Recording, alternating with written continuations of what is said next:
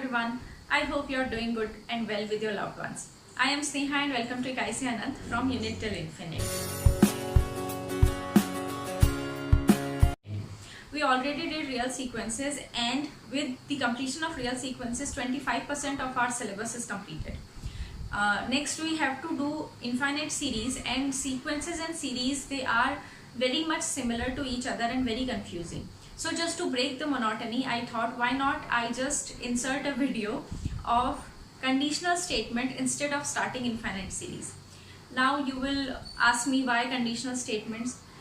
So if you remember, in one of the previous videos, I don't know, last video or last to last video, I told you in between, while we were doing something, I told you in between that you have to make sure that you understand the sentences that that included the word if, then, if and only if, then, if, only if kind of phrases. So these are nothing but conditional statements. Actually, conditional statements are something that you learn in logic, but the importance of conditional sentences in mathematics is like you cannot just skip, you cannot just ignore the importance of such sentences and you just carry forward with your understanding in mathematics, because a major portion of mathematics, higher mathematics, lies in the in the theorems. So, and all the theorems, they are nothing but conditional statements of one type or the other type.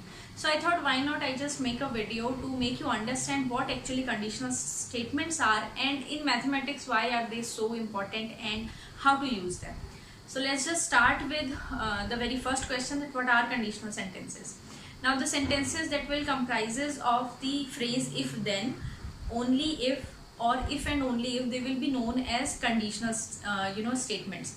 Now conditional statements, as the name suggests you, conditional statements mein kya hoga, there will be a given condition, upon fulfilling the condition there must be some things, there must given some other statement that has to be true or that has to be false. So a sentence of the type if P then Q is known as a conditional sentence or conditional statement. Now why are we so much interested in understanding what conditional statements are? Because all the theorems, all the in mathematics, basically all the theorems, all the results, they are nothing but some hypotheses and the conclusions. So in order to understand what are the criteria that must be fulfilled by some mathematical entity so that the conclusion hold, we need a conditional statement. So if the hypothesis hold, then the conclusion. So these kind of statements are all over the mathematical books. कोई भी book उठा करके आप देखोगे, कोई भी subject उठा करके देखोगे for that matter, in mathematics, whether it's pure mathematics, applied mathematics, चाहे रियल हो, लीनियर हो, ग्रुप थ्योरी हो, रिंग थ्योरी हो, कुछ भी हो, ऐसे स्टेटमेंट्स आपको भर के मिल जाएंगे हर जगह, जहाँ पर लिखा होगा if the following hypothesis then this statement. और इसी को थोड़ा सा और एक्सटेंड करके the hypothesis if and only if one statement, if and only if other statement. So you need to understand why are we using if and then, कौन सा conclusion, किस हाइपोथेसिस से कैसा कंक्लूजन निकला है, और ये जो इफ देन स्टेटमेंट है ये एक्चुअली में करती क्या है, मतलब हम how does it help us, right. So let's just start with something which is the other name of this conditional statement, if P then Q. These statements are also known as necessary and sufficient conditions.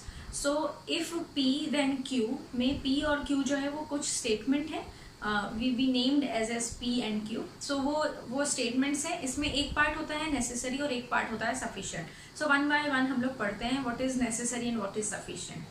So सबसे पहला जो statement है, जैसे आप पढ़ोगे ना if P then Q, तो इसमें जो क्या होगा, जो हमारा P होगा वो sufficient होगा हमारे Q के लिए. That means P जब अगर बस तो P ही hold कर जाए तो Q मतलब hold करेगा ही करेगा, right.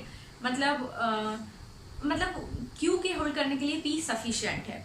तो अगर ऐसा वाला स्टेटमेंट है, जैसे मैंने यहाँ पर भी लिखा है, देखो फर्स्ट स्टेटमेंट है if S contains 10 element then S is finite. So ये जो सेंटेंस आ रहा है ना हमारा इफ के बाद और देन से पहले, S कंटेन्स 10 एलिमेंट, ये सफिशिएंट है इस सेंटेंस के लिए, that is S is finite. So अगर किसी सेट के अंदर 10 एलिमेंट्स हैं तो सफिशिएंट है उसको फाइनाइट बुलाने के लिए। हमने सेट थ्योरी में किया था ये पार्ट, जब हम डिफाइन कर रहे थे कि set finite, infinite, countable, uncountable कैसे होंगे, ठीक है। तो जब भी हम लोग ऐसा स्टेटमेंट पढ़ते हैं where if P then Q लिखा हो, तो जो P होता है वो हमारा सफिशिएंट होता है Q के लिए। मतलब अगर P होल्ड कर जाएगा तो Q ट्रू होगा ही होगा, है ना। जैसे यहाँ है S कंटेन्स 10 एलिमेंट, बस इतना सफिशिएंट है S को फाइनाइट बुलाने के लिए। दूसरा मैंने एक और एग्जांपल लिखा जो फंक्शंस का लिखा है, if a function is differentiable then it is continuous, ठीक है। जब हम फंक्शंस पढ़ेंगे तो इन लेंथ पढ़ेंगे हम ये सब चीज, बट अभी के लिए आई थिंक इतना तो पता होगा आप लोगों को, कॉन्टिन्यूअस और डिफरेंशिएबिलिटी हमने 12th में भी पढ़ी थी। अगर कोई फंक्शन डिफरेंशिएबल होता है तो बाय डिफॉल्ट वो वहां पर उस पॉइंट पर कॉन्टिन्यूअस भी होता है। तो डिफरेंशिएबिलिटी एक सफिशिएंट क्राइटेरिया हो गया कॉन्टिन्यूटी के लिए। तो याद मतलब ध्यान रखने वाली बात यहाँ पर ये है that if your statement says that if P then Q, then P जो स्टेटमेंट होगा that is sufficient for Q। अगर P होल्ड करेगा तो Q होल्ड करेगा ही करेगा। Next comes the necessary part. ये तो क्या सफिशिएंट पार्ट। नेसेसरी पार्ट में क्या होगा, नेसेसरी पार्ट हम ऐसे कहते हैं that Q is necessary for P। ये स्टेटमेंट में देन के बाद जो स्टेटमेंट लिखी हुई है, जो फ्रेज लिखा हुआ है that is necessary for for the statement that is P, या जो फ्रेज है ये P वाला। तो इसको हम इस तरह से कहते हैं that N is not N, Q is the necessary condition for S। That means ये एक वन ऑफ द क्राइटेरिया है, ठीक है। इसके लिए ये मतलब Q के लिए या Q जो है वो P के लिए वन ऑफ द क्राइटेरिया है, एक चीज है। अच्छा, इसको और अच्छे से अगर मेरे को आपको समझना या हमें समझना हो तो हम लोग कैसे देखेंगे। देखो, if it's written that if S contains 10 elements then S is finite, तो ये तो हमें समझ में आ गया कि अगर S के अंदर 10 एलिमेंट्स होंगे तो ये सफिशिएंट है S को फाइनाइट बोलने के लिए। बट ये अगर स्टेटमेंट हम उठा के पढ़े S इज फाइनाइट, तो क्या इस फाइनाइट से ये पता चल जाएगा दैट S हैज 10 एलिमेंट्स? नहीं पता चलेगा, राइट। इससे ये पता चलेगा S इज फाइनाइट, इससे ये पता चलेगा S के अंदर जो एलिमेंट्स हैं वो हम काउंट कर सकते हैं, वो फाइनाइट नंबर्स हैं। बट वो फाइनाइट नंबर 10 है कि नहीं ये हमें पता नहीं चलेगा। So this kind of interpretation is known as necessary part of the statement that Q is necessary for P। हो ऐसा मतलब जैसे S फाइनाइट है तो उससे ये एक कंक्लूजन निकल सकता है कि भाई S के अंदर 10 एलिमेंट्स है, लेकिन और भी अलग अलग एलिमेंट्स हो सकते हैं। इसके अंदर अगर 100 एलिमेंट्स होंगे तभी भी हम S को फाइनाइट बोलेंगे, राइट। सो ये डिफरेंस है दोनों का पार्ट का। जब हम इफ और देन वाली स्टेटमेंट पढ़ते हैं तो आपको ये ध्यान रखना है दैट ये वाला जो पार्ट होता है इफ के बाद और देन के पहले, this part is sufficient for the last phrase and the last phrase is necessary for the previous phrase, ठीक है। तो ये सिमिलरली देखिए यहाँ पर if a function is differentiable then it is continuous. Now if a function is continuous तो जरूरी नहीं है कि वो फंक्शन डिफरेंशिएबल होगा, है ना। तो कॉन्टिन्यूस होगा तो हमारे पास एक ऐसा कोई रिजल्ट नहीं निकल के आ रहा है कि फंक्शन जो होगा वो डिफरेंशिएबल होगा। हम कह सकते हैं कि हाँ एक केस ऐसा होगा कि फंक्शन डिफरेंशिएबल हो सकता है बट फंक्शन डिफरेंशिएबल नहीं भी हो सकता है, ठीक है। तो ये वाला ये जो डिफरेंस था नेसेसरी और सफिशिएंट का, ये दिमाग में बहुत क्लियर होना चाहिए कि जो फर्स्ट फ्रेज होता है that is sufficient for Q। If P is true then Q has to be true. But अगर Q ट्रू होगा तो जरूरी नहीं है P ट्रू हो या नहीं हो। और यहाँ पर मैं आपको एक प्रो टिप देना चाहती हूँ। whenever there is a statement, there is a theorem which says that if something holds then this holds, तो एक तो सिंपल इम्प्लीकेशन आ गई दैट P अगर ट्रू होगा तो Q ट्रू होगा ही होगा, और दूसरी इम्प्लीकेशन आती है कि अगर Q ट्रू नहीं होगा, राइट, नहीं होगा तो P ट्रू नहीं होगा। और ये जो चीज़ है ना, अगर ये चीज़ समझ में आ गई, इफ देन में जो P होता है वो सफिशिएंट होता है Q के लिए और not Q will imply not P, तो बस मुझे लगता है 50% ऑफ योर थ्योरम्स और थ्योरम से रिलेटेड प्रॉब्लम्स सॉल्व हो जाएंगे, ठीक है। तो एक बार फिर से थोड़ा सा रिवाइज कर लेते हैं। हमने पढ़ा necessary and sufficient condition. Necessary condition क्या होता है, इफ P देन Q, तो Q जो होता है वो नेसेसरी होता है P के लिए, और सफिशिएंट क्या होता है, P जो होता है वो Q के लिए सफिशिएंट होता है। अगर P होल्ड करेगा तो Q होल्ड करेगा ही करेगा। तो सफिशिएंट जो कंडीशन होती है ना वो आपको एक तरह से रिजल्ट गारंटी कर देती है कि अगर P is true then Q has to be true, तो वहाँ गारंटी मिल रही है। बट नेसेसरी कंडीशन आपको किसी तरह की गारंटी नहीं देगी कि if Q is true then P must be true, ऐसा ज़रूरी नहीं। ऐसा हो सकता है कि वन ऑफ दी वो Q जो स्टेटमेंट है उसके ट्रू होने की वजह से one of the conclusion is that P is true, but ऐसा हर केस में होगा ऐसा ज़रूरी नहीं है। ठीक है, अब हम इफ़ और देन ये वाली जो कंडीशंस इसको लिखते हैं बहुत अलग अलग तरीके से हैं। सब ऐसे भी लिखते हैं P इम्प्लाइज Q, और P एक एरो लगा करके लिख देते हैं Q, और भी बहुत सारे तरीके ऐसे लिखते हैं Q if P, then we also write it as P only if Q, and P implies Q and Q is implied by P। तो ये जो फ्रेजेस है ना ये हमारे कब यूज़ होंगे, जब हमारे क्वेश्चंस होते हैं कॉम्पिटिटिव एग्जाम में। तो जो कॉलेज वाले एग्जाम में तो क्वेश्चन सीधे सीधे आ जाते हैं, उसमें तो ऐसा सच मुझे नहीं लगता कुछ बहुत लोग उसको कॉम्प्लेक्स बनाते हैं। बट जब कॉम्पिटिटिव एग्जाम में हम लोग बैठते हैं तो वो लोग क्या करते हैं, ये फ्रेजेस चेंज कर देते हैं। दे डू नॉट, आप लोगों को देख के लगता होगा कॉम्पिटिटिव एग्जाम्स इतने डिफिकल्ट हैं या ऐसा कुछ नहीं है। जो हम पढ़कर जाते हैं, जो कुछ भी हमने पढ़ा है ना ग्रेजुएशन और मास्टर्स में वही होता है, बस उसकी फ्रेजिंग चेंज कर देते हैं और हम कंफ्यूज हो जाते हैं। तो जैसे हमने कोई रिजल्ट पढ़ा, हमने ये वाला रिजल्ट पढ़ा हुआ है that if a function f is differentiable then it is continuous, ऐसे लिखा है। अब इसी को जाकर के वहाँ पर ना इसको ऐसे करके चेंज करके लिख देंगे that continuity is implied by differentiable. Now tell us whether this statement is true और फॉल्स। तो आपको ना ये तुरंत कॉम्प्रीहेंड करना आना चाहिए कि it's nothing but the if then वाला कंडीशन उसको दूसरे फ्रेज में लिखा है। So they are saying that continuity is implied by differentiable, so it's nothing but if differentiable then continuous, so the statement will be true. तो ये जो अलग फ्रेजेस है ना इफ और देन को छोड़ करके जो उसके सिनोनिम्स हैं, जो उसी की जगह पर हम लोग यूज कर सकते हैं, ये और भी ज़्यादा इंपॉर्टेंट होते हैं। इनकी प्रैक्टिस के लिए मैं आपको सजेस्ट करूँगी कि 2-4 स्टेटमेंट लीजिए और उनको ना इन्हीं में चेंज करने की कोशिश करिए। जैसे अगर मैं ये वाला स्टेटमेंट बोलूँ ना, if S contains 10 elements then S is finite, तो देखो इसको मैं कैसे कैसे चेंज कर सकती हूँ। S is finite if S contains 10 elements, तो एक हो गया फर्स्ट मेथड। दूसरा हो गया कि ऐसे लिखा है S contains 10 elements only if S is finite, तो ये हो गया दूसरा टाइप का आपका। इसी की फ्रेजिंग कर रहे हैं हम, सेम रिजल्ट है, रिजल्ट चेंज नहीं हुआ बट फ्रेज चेंज कर दिया, तो आपको ऐसा लगेगा कि पता नहीं क्या पूछना चाह रहे हैं। तो if S contains 10 elements only if S is finite, ठीक है, ये दूसरा तरीके का हो गया। तीसरा वो लिखेंगे S contains 10 element implies S is finite, और लिख सकते हैं S is finite is implied by S contains 10 elements, right. और ऐसे लिख सकते हैं S contains 10 S is finite whenever S contains 10 elements.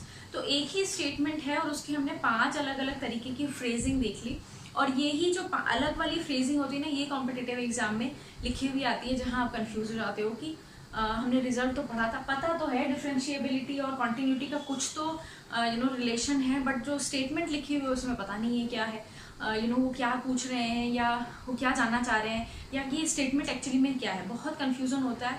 I have been there, मुझे भी हुआ था इनिशियली, बहुत कन्फ्यूज़न हुआ था। और मैंने गलती करी थी while I was in graduation, मैंने लॉजिक नहीं पढ़ा था। मैंने अपना जो वो वाला सब्जेक्ट चूज़ करते हैं ना, हम लोग खुद से चूज़ कर सकते हैं, इलेक्टिव जो सब्जेक्ट्स होता है, वो मैंने इकोनॉमिक्स ले लिया था। और फिर मुझे बाद में रियलाइज़ हुआ कि नहीं, और पता है बहुत कम लोग ऐसे थे हमारे पूरे ग्रुप में, हमारे मिरांडा हाउस के बैच में, जिन्होंने लॉजिक छोड़ करके कुछ और लिया था, और उसमें से मैं एक थी। और मुझे बहुत बाद में समझ में आया कि क्यों सब लोगों ने लॉजिक लिया, क्योंकि ये सब चीज़ें जो हमें मैथ्स में इंपॉर्टेंट है वो लॉजिक से मिलती हैं। तो ये गलती मैंने करी थी। आई वुड सजेस्ट यू, आप लोग मत करना। अगर if you think that if you are not very good in understanding the language of mathematics, then I would suggest कि अपना एक जो इलेक्टिव सब्जेक्ट होता है, जो आप चूज़ कर सकते हो, वो ज़रूर लॉजिक रखना, तो उससे बहुत कुछ क्लियर हो जाएगा। सो ये तो अभी तक हुआ हमारे पास बात इफ़ और देन वाली सिचुएशन जो थी, नेसेसरी एंड सफिशिएंट कंडीशन। अब हम इसी को कंबाइन कर सकते हैं, और कंबाइन करके जो स्टेटमेंट बनता है वो बनता है if and only if condition. और इफ़ एंड ओनली बड़ा प्यारा सा, बहुत ही नन्हा मुन्ना सा स्टेटमेंट होता है। इफ़ एंड ओनली इफ़ सबको समझ में आ जाता है। इफ़ एंड ओनली इफ़ का मतलब होता है, जैसे लिखा है statement P if and only if Q, तो मतलब P इम्प्लाई करेगा Q और Q इम्प्लाई करेगा P को। सो ये सबको समझ में आ जाता है, ये बहुत ईजी होता है। जैसे यहाँ पर लिखा है मैंने, sequence is convergent if and only if the sequence is Cauchy. तो हमने सीक्वेंस वाले चैप्टर में पढ़ा था, कॉशी का मतलब होता है सीक्वेंस कन्वर्जेंट है, और अगर सीक्वेंस कन्वर्जेंट है तो उसका मतलब होता है वो कॉशी ही है। यहाँ पर आप कॉशी, अगर आपने कॉशी वाला वीडियो नहीं देखा है या you missed somehow this real sequences वाला, तो link will be in the description box. बड़े अच्छे से पढ़ना, why convergence and Cauchy are equivalent, वो आपको वहाँ पर समझ में आ जाएगा। सो ये था कंडीशनल स्टेटमेंट, जो स्ट्रक्चर हमें चाहिए था इन इन अंडरस्टैंडिंग आवर थ्योरम्स। तो आई वुड सजेस्ट यू, अगर आपको कन्फ्यूज़न है इन सब इन सब स्टेटमेंट्स में, तो जैसे मैंने ये स्टेटमेंट को चेंज किया ना 5 अलग अलग स्टेटमेंट्स में, यहाँ पर मैं क्लिप्स भी डाल दूंगी कौन से अलग अलग तरीके से मैं लिख सकती हूँ इस स्टेटमेंट को, इफ़ P देन Q को। तो आप, आई वुड सजेस्ट यू कि ये जितने भी सेंटेंसेज हैं, जितने भी theorems, like if you are if you are sitting to do some like 1.5 hour आपको मैथ्स पढ़ना है, तो उसमें आई एम श्योर कि कुछ तो थ्योरम्स आएंगी ऐसी जो इफ़ और देन वाली होंगी, एंड तो वहीं पर ही बैठ करके ना then and there try to write those if and then वाला sentence in different forms, so that आपको समझ में आ जाए क्या है। सो अगर फिर से लास्ट टाइम में बोल रही हूँ, इफ़ P देन Q का मतलब है जो P होगा वो सफिशिएंट होगा Q के लिए, और Q जो होगा वो नेसेसिटी होगा। इफ़ P देन Q में सबसे जो इम्पोर्टेंट चीज़ वो जो होगी वो ये होगी कि not Q will imply not P, right. जैसे इस स्टेटमेंट में अगर S फाइनाइट नहीं होगा तो ये इम्प्लाई ज़रूर हो जाएगा कि S के अंदर 10 एलिमेंट तो नहीं है ना। तो Q एज सच आपको कोई कंक्लूजन नहीं देगा, बट नॉट Q, अगर Q का नेगेशन कर दोगे ना तो वो ये कंक्लूजन जरूर दे देगा विच इज नॉट P। तो अगर मैंने इसका नेगेशन किया, S इज फाइनाइट की जगह मैंने लिखा S इज नॉट फाइनाइट, तो मेरे को ये कंक्लूजन जरूर मिल जाएगा that S can not contain 10 elements. Similarly अगर मैं इस सेंटेंस में चेंज कर दूँ, इसको नेगेशन बना दूँ that function is not continuous, तो ये गारंटी है कि फंक्शन इज नॉट डिफरेंशिएबल। तो ये वाला जो पोर्शन होगा P इम्प्लाइज Q, तो बहुत ईजी है, P से पता चल गया 10 एलिमेंट्स है तो फाइनाइट है, उसमें कुछ वो नहीं है, ये डायरेक्ट इम्प्लीकेशन है, गारंटी है कि P से Q मिलेगा, बट नॉट Q से मुझे नॉट P मिलेगा। सिमिलरली यहाँ पर एक और मैंने लिखा है, ये लिखा है मैंने कि अगर कोई सीक्वेंस है जो 0 पे कन्वर्ट कर रही है तो सीक्वेंस को नल सीक्वेंस कहेंगे, राइट। तो अगर सीक्वेंस नल सीक्वेंस नहीं है, इसका मतलब ये जो A होगा ना दैट इज नॉट 0, है ना। तो not Q implies not P। ये भी इफ देन वाली जितनी भी मैं हमेशा ऐसे ही करती हूँ, जब भी मैं पढ़ने के लिए बैठती हूँ, कुछ नया सब्जेक्ट उठाया है या अपना जो कुछ भी पढ़ रही हूँ, इफ और देन वाला सेंटेंस होता है उसके नीचे छोटा सा ब्रैकेट में जरूर लिख देती हूँ not Q implies not P। जैसे इफ दिस देन दिस, तो सेकंड वाले फ्रेज का नेगेशन बनाती हूँ और फिर लिख देती हूँ कि इसकी वजह से ये होगा। और trust me, it help me a lot, competitive exam में बहुत मदद करी, क्योंकि वहाँ पर है ना ये लोग not Q implies not P वाला ही फंडा यूज़ करते हैं, और फिर वहाँ से आपको समझ में नहीं आता कि हमने ये ऐसा तो पढ़ा था कि ये हो रहा है, बट अगर नहीं होगा तो कैसे होगा। जैसे इसी सेंटेंस को अगर मैं लिखूँगा फंक्शन इज नॉट डिफरेंशिएबल, तो इससे ये नहीं पता चलेगा कि फंक्शन इज नॉट कॉन्टिन्यूस, वो स्टेटमेंट रॉन्ग हो जाएगा। बट अगर फंक्शन कॉन्टिन्यूस ही नहीं है तो हम कहेंगे हाँ डिफरेंशिएबल नहीं होगा बाय दिस स्टेटमेंट। तो in mathematics given one statement there can be 4-5 different phrasing of the statement, and there is, अगर if the conditional statement is if and then वाला conditional statement है necessary sufficient part वाला, तो वहाँ से मेरे को by default एक दूसरा भी statement मिल जाता है that is not Q implies not P. So I hope you understood, I hope you enjoyed for that matter, क्योंकि मुझे बड़ा अच्छा लगा था ये conditional statement वगैरह ना, लॉजिक बहुत अच्छा लगता था, बहुत entertaining है, बहुत easy भी, बहुत जल्दी भी हो जाता है। So do consider the suggestion of taking logic as one of your subject if you have the opportunity, क्योंकि वो that will help you a lot. Secondly, do remember if P then Q, not Q then not P. ये जो आपका take away होगा I think from the video. And if you missed previous videos जो भी हमारे course से related है, if you missed them, the link will be in the description box. You can always subscribe to my channel and hit the bell icon so that you get all the notification. We will be starting infinite series, so with this I'm gonna wrap the video. Till then ये थोड़ी practice कर लो और see you soon with infinite series. Bye.